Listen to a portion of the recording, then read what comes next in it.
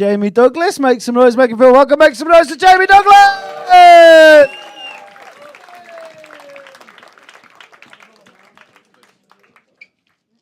How's it going, Liverpool? You right?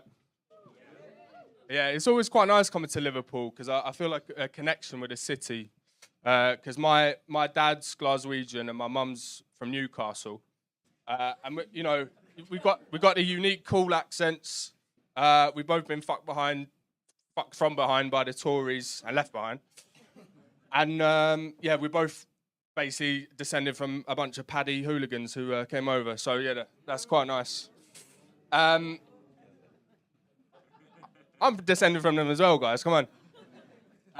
But yeah, I think, I feel this connection, and then you look at me and think, you fucking flash cockney bastard, Stanley.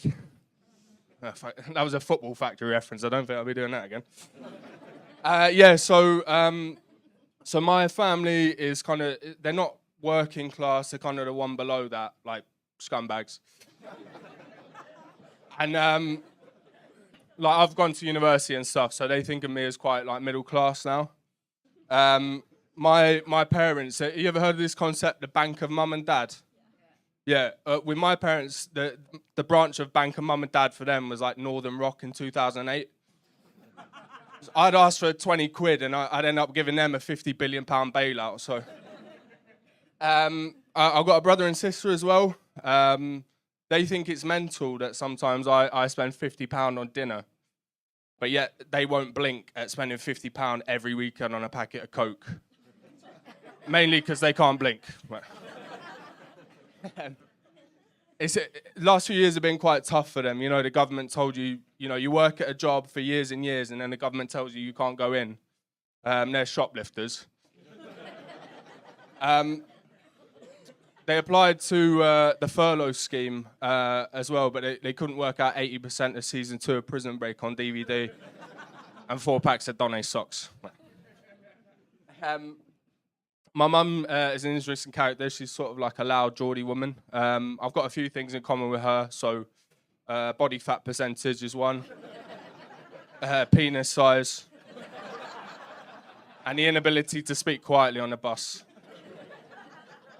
My relationship with my mum is a little bit like shopping in Greggs, in that the warmth is in all the wrong places.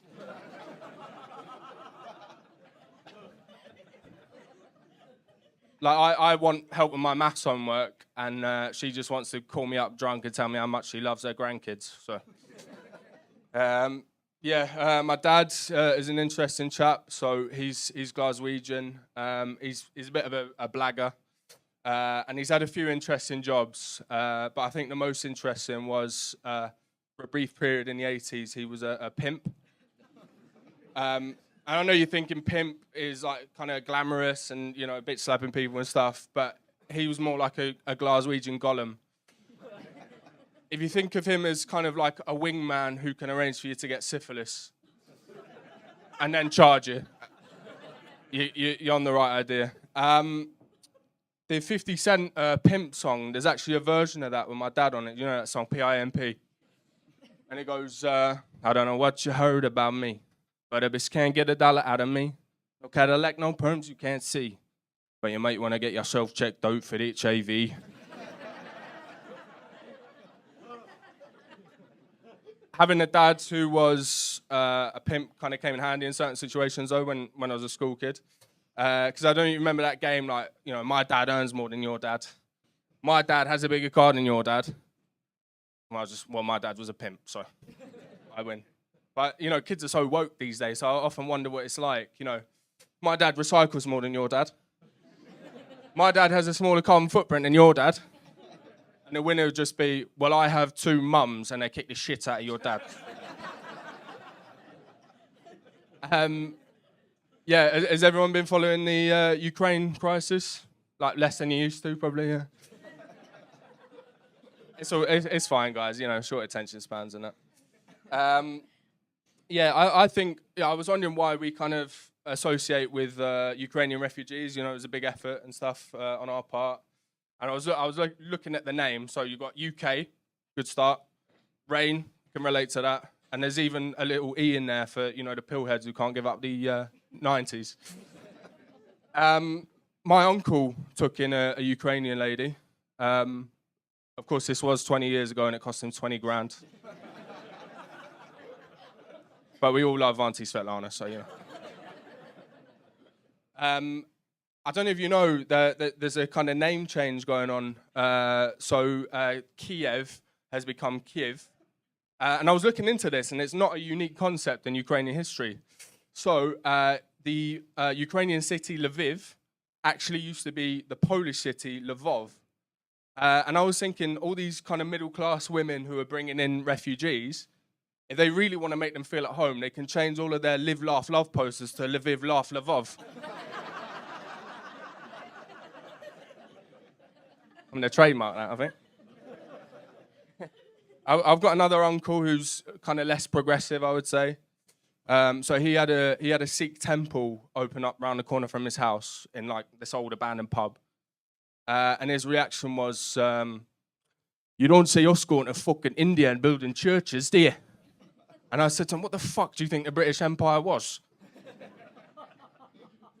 He's got a son who's he was a junior councillor in UKIP, which I think is like the closest we get to the Hitler Youth, but you know.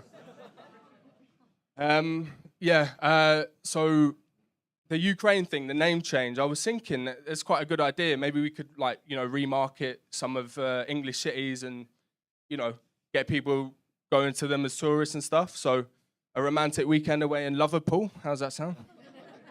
You could go really realistic and take Hull can become hell. Or, you know, strike a note for power, for female power. Where the fuck's that going? I can't even say it. That's how much of a sexist I am. Strike a note for feminism and go to Womanchester. Or if you really want to piss off J.K. Rowling, Transchester. You ever thought about, you know, J.K. Rowling is rich enough to own her own gym and she's complaining about trans people going into the changing rooms? Just buy your own fucking gym. And my family think I'm pretty middle class now. I don't really think so, but I was kind of I was thinking about how, you know, I've stayed true to my working class roots and stuff. I worked through uni. I was on the deli counter in Sainsbury's for 3 years. Do I look like the kind of person who should be in charge of cheese and ham? Every shift for me was like the fucking tiger who came to tea. But yeah, so I worked hard, and I was thinking, I'm still kind of a working class hero. And I realised the other day while I was on the Camembert run to Waitrose, and a homeless guy stopped me, and the only thing I had in my wallet was a €20 note left over from a trip to Florence. I'm probably not the working class guy I thought I was. Speaking of Florence, we know this, like me and my friends know this girl who's, I think she's 27 and her boyfriend is 68. Can you believe that? Imagine going down on someone and thinking, this guy was born when Winston Churchill was Prime Minister. Florence and the life support machine, we call her. I'll leave you on that. Thanks a lot.